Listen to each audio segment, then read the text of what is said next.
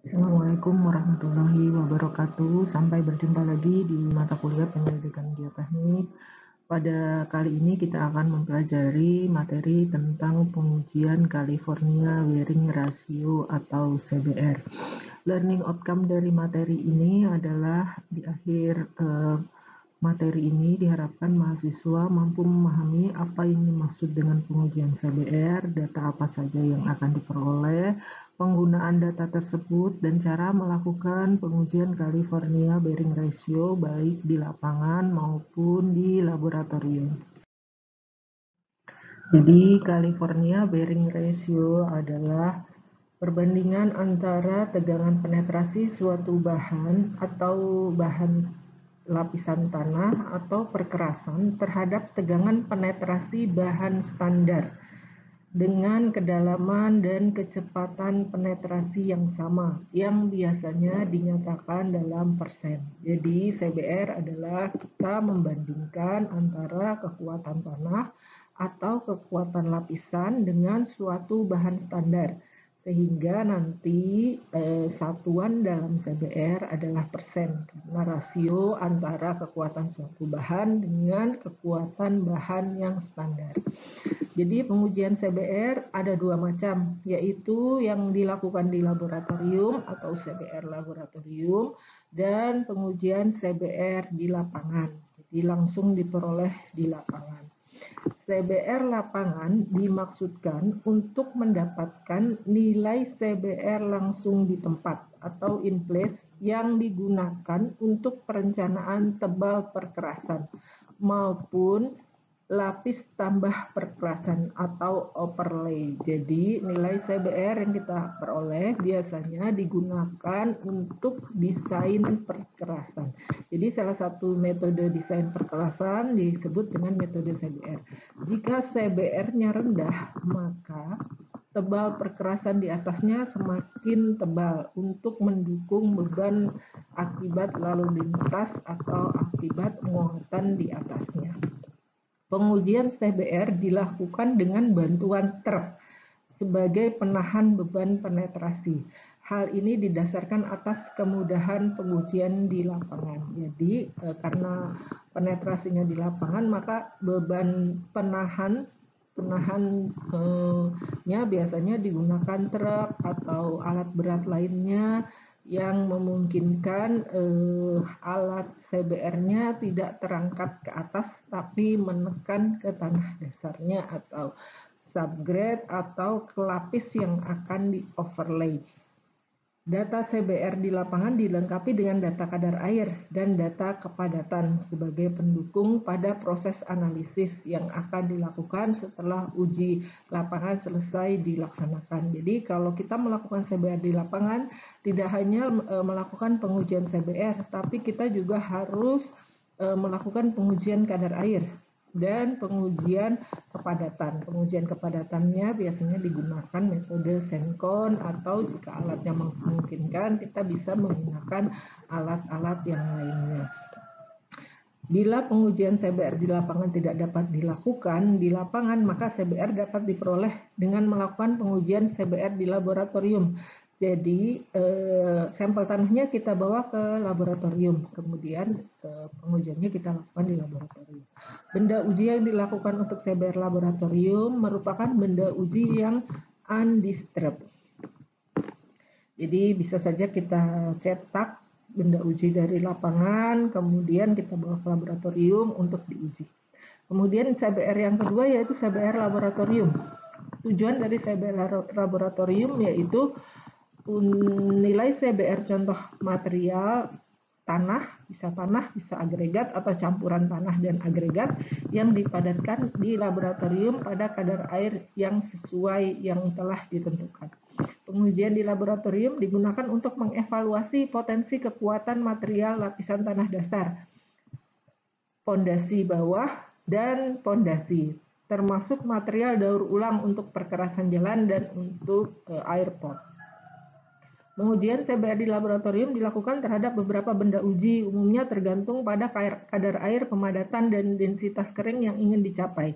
Secara umum, pengujian CBR laboratorium ini sesuai tahapannya mencakup kegiatan penyiapan peralatan, contoh material dan contoh benda uji, pemadatan, penentuan massa basah dan kadar air, perendaman, uji penetrasi, penggambaran kurva, beban dan penetrasi, dan penentuan nilai CBR-nya. CBR desain juga dapat diperoleh melalui pengujian CBR ini, yaitu dengan menggunakan kurva hubungan antara CBR dan densitas kering untuk setiap benda uji.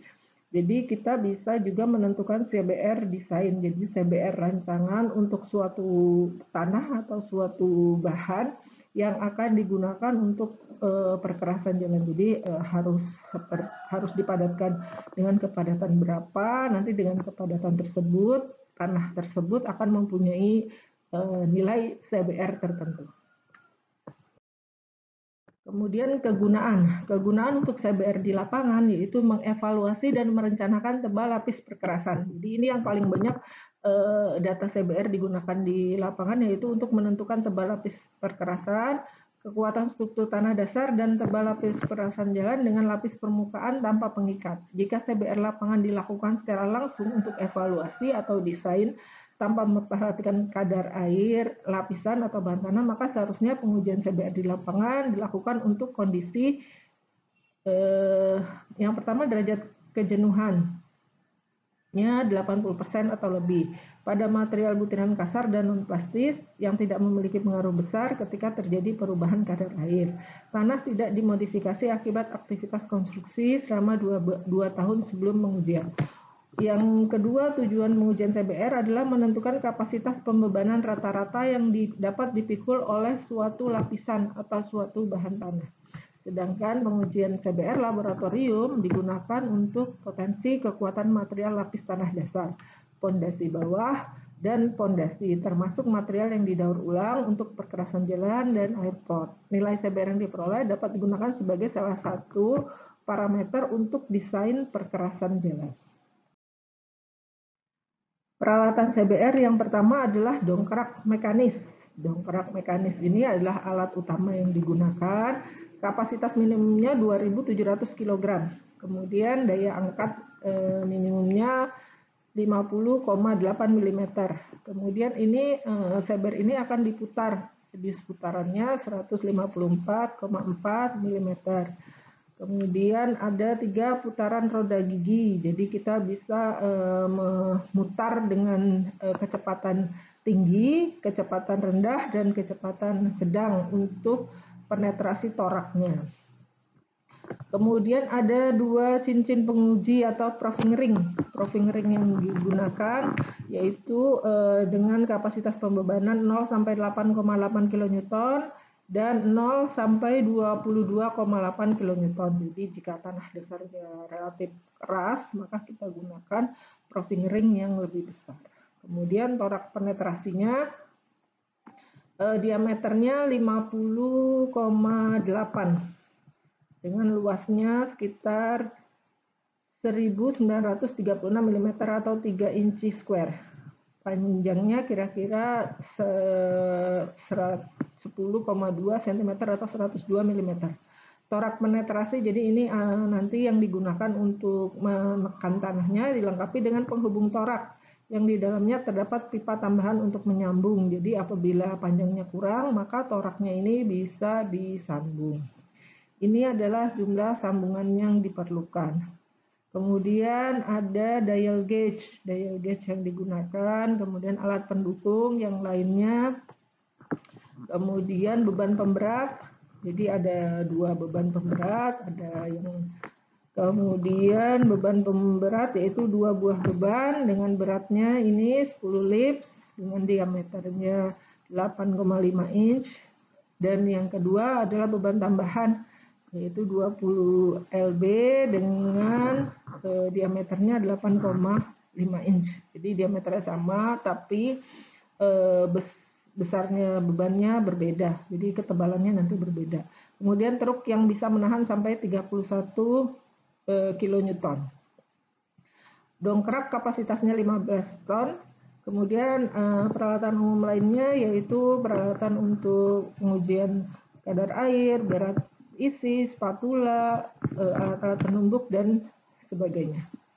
Kemudian arloji juga diperlukan untuk mengatur kecepatan pembebanan. Ini adalah plat beban tadi. Jadi plat beban tadi ada dua, yang 10 lb dan 20 lb. Ini adalah torak penetrasinya. Jadi kalau di gambar ini torak penetrasinya. Kalau ini toraknya relatif panjang karena disambung. Ini plat bebannya. Kemudian ini yang disebut dengan proving ring. Proving ring ini adalah digunakan untuk mengukur berapa tekanan yang diberikan ke torak. Torak ini nanti akan menekan tanah dasarnya di sini. Jadi belum ke tanah dasar diberi torak. Jadi ada dua cincin torak. Ini engkolnya, yang ini adalah dongkrak mekanisnya. Jadi ini penghubung torak yang tadi diameternya sekitar 5 cm ini adalah toraknya. Ini toraknya. Ini proving ring. Ini dial gauge untuk mengukur penurunannya. Dan ini engkol untuk memutar. Jadi putarannya ini ada 3 kecepatan. Jadi ini bisa diatur mau pakai gigi yang rendah atau gigi yang tinggi. Ini untuk CBR. Untuk prosedur pengujiannya, pertama tentukan titik pengujian. Jadi biasanya titik pengujiannya dibuat beberapa titik. Jarak minimum antara titik pengujian untuk penetrasi adalah 175 mm untuk tanah lempung dan 380 mm untuk tanah granuler. Jadi biasanya dilakukan di beberapa titik pengujian. Biasanya titiknya tidak terlalu jauh dari titik awal, karena nanti kalau terlalu jauh akan merepotkan untuk memasang penahannya. Siapkan area titik pengujian, buat permukaannya rata. Tempatkan truk di tengah lokasi titik pengujian. Kemudian letakkan dongkrak pada posisi pengujian. Ikat penghubung torak di bagian bawah cincin pengujian. Hubungkan pipa tambahan jika kurang. Kemudian pipa tambahan tersebut pada torak penetrasi dan ikat dongkrak pada tempatnya. Jadi dongkrak ini tidak boleh bergerak naik pada saat toraknya menekan tanah. Letakkan beban yang 10 lb di bawah torak penetrasi sehingga torak penetrasi dapat masuk ke lubangnya. Jadi bebannya itu yang 10 lb itu tengahnya itu bolong sehingga torak penetrasinya bisa masuk. Atur penetrasi sehingga dapat memberikan beban 3 psi atau 0,21 kg per cm persegi. Untuk pengaturan yang menggunakan gigi tinggi.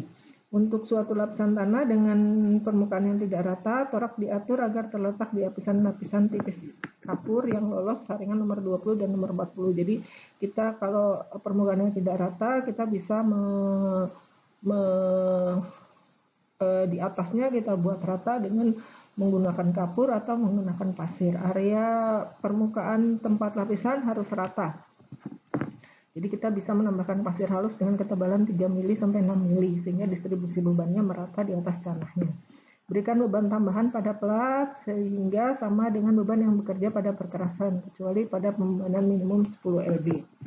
Pasang arloji pengukur torak, berikan pembebanan dengan kecepatan 1,3 mm per menit. Gunakan putaran gigi rendah untuk penetrasi awal sampai dengan kedalaman setengah inch. Setelah selesai melakukan pengujian CBR, lakukan pengujian kadar air dan pengujian kepadatan, misalnya menggunakan senkon atau kerucut pasir. Pengujian dilakukan pada jarak, jadi pengujian kadar air dan pengujian senkon tidak dilakukan di titik yang sama dengan pengujian CBR, tapi jaraknya sekitar 10 cm sampai 15 cm dari titik penetrasi dari pengujian CBR. Perhitungannya, jadi nanti yang kita dapatkan adalah waktu pengujian, penurunan, dan pembacaan arloji bebannya. Pembacaan arloji bebannya ini tidak sama dengan bebannya karena proving ringnya itu perlu dikalibrasi. Tentukan beban yang bekerja pada torak, hitung tegangan penetrasi. Jadi tegangannya nanti beban yang terbaca setelah dikalibrasi dibagi dengan luas permukaan toraknya. Gunakan hasil tegangan yang telah dikoreksi dari kurva tegangan. Jadi ini nanti setelah dapat pembacaan arloji ini kita kalibrasi dengan kalibrasi dari proving ringnya. Jadi maksudnya kalibrasi di pembacaan ROG 3,5, maka bebannya 87 kg. Kemudian beban ini kita bagi dengan luas dari permukaan toraks sehingga jadi tegangan. Tegangannya ini nanti kita plotkan dengan sumbu Y. Jadi sumbu Y bisa tegangan kalau ini dalam kilogram per milimeter square. Ini kilogram per milimeter square. Kalau yang ini dalam lib per feet. Kalau yang ini adalah bebannya. Jadi sebelum dibagi dengan luas permukaan toraks. Ini adalah kurvanya. Kurvanya kita plot dari penurunan. Ini milimeter. Dengan tegangan kilogram. Sehingga kita dapat kurva seperti ini. Kemudian yang namanya CBR adalah rasio antara tegangan bahan yang kita hitung dengan tegangan bahan standar. Jadi untuk bahan standar pada saat dia penurunannya 0,54 atau 0,1 in, bahan standar itu tegangannya 0,71. Kalau ini tanah kita tegangannya hanya 0,28. Sehingga kita bandingkan 0,28 dibagi 0,71 sama dengan 40% CBR-nya. Kemudian dihitung juga tegangan pada saat 0,2 penurunan pada saat penurunan 0,2 atau 0,2 in atau 5,08 mm. Tegangan yang terjadi berapa? Jadi kita tarik di 0,2 in atau 5,08 sampai memotong kurvanya. Jadi kurvanya ini tadi dari penurunan dan tegangan. Kita tarik ke sini. Pada saat penurunan 0,2 in, tegangan yang terjadi dibagi dengan tegangan bahan standar pada saat 0,2 in. Tegangan bahan standar pada saat 0,2 in adalah 1,06. Sehingga di sini dapat 0,48 dibagi 1,06 dikali 100%, 46. Kemudian yang namanya nilai CBR adalah yang 40% atau 46% ini dihitung jika nilai penetrasi 0,2 in atau 5,08 lebih besar dari CBR pada penetrasi 0,1 in. Jadi kasusnya seperti ini, 0,5-nya lebih besar daripada 0,1, maka pengujiannya harus diulang. Untuk mengatasi kemungkinan tersebut, maka sebaiknya melakukan pengujian 3 kali. Jadi pengujian ketiga jika CBR 0,2 in atau 5,08 mm lebih besar daripada CBR 0,254, maka pengujiannya harus diulang. Jika setelah diulang yang penetrasi 0,2 in-nya masih lebih besar daripada penetrasi 0,1 in, maka yang digunakan adalah CBR pada saat 5,08 mili atau 0,2 in. Jadi kalau seperti ini setelah diulang masih tetap ini yang besar, maka yang kita gunakan CBR untuk tanah ini adalah yang digunakan 0,2 in.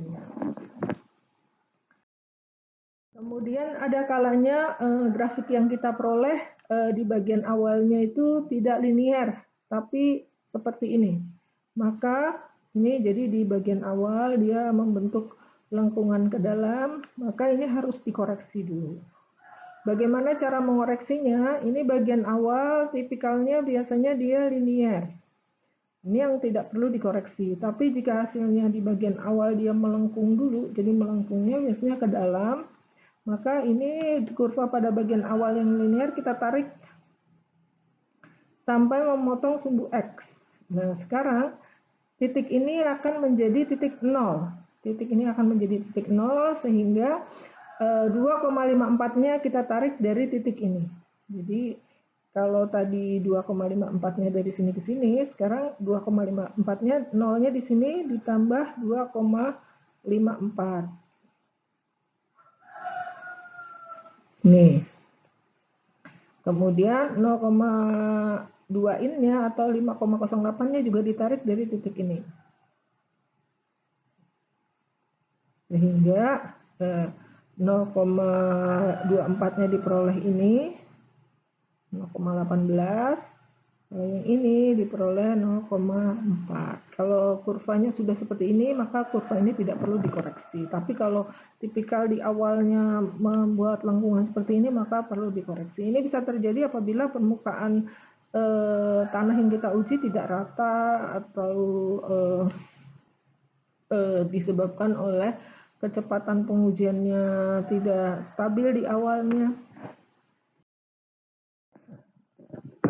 Demikian untuk materi CBR lapangan. Jadi CBR lapangan tujuannya adalah untuk mengetahui kekuatan tanah dasar di lapangan dibandingkan dengan kekuatan bahan standar. Biasanya digunakan untuk desain perkerasan.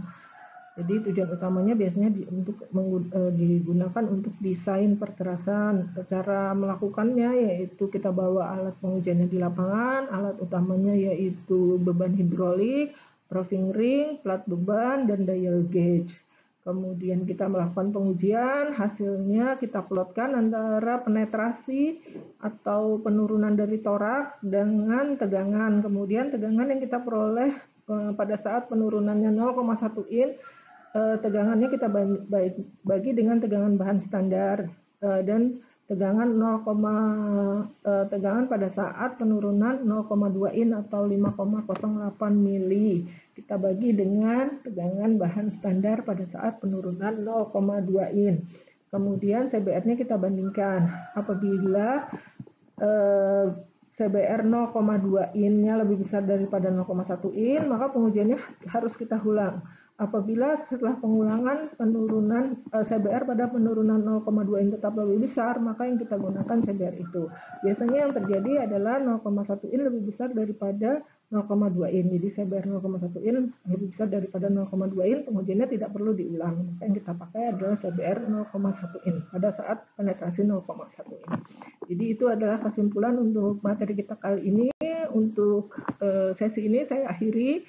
Assalamualaikum warahmatullahi wabarakatuh.